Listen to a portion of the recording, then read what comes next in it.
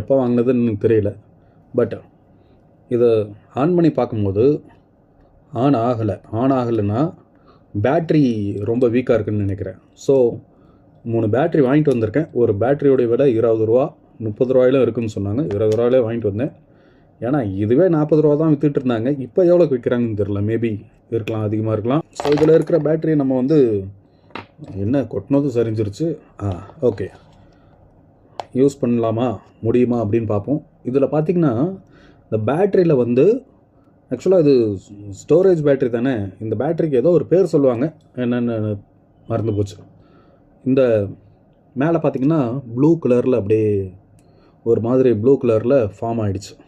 அது என்னென்னா இந்த பவர் வந்து எக்ஸாஸ்ட் ஆகும்போது ஒரு ப்ளூ கலர் ஆல்கலைன் சம்திங் லெட்டாக ஆல்கலைனான்னு தெரில, ஏதோ ஒன்று ஃபார்ம் ஆகிருக்கு. இது வந்து ரொம்ப அதிகமாக யூஸ் பண்ணதில்லை. ஸோ இந்த பேட்டரி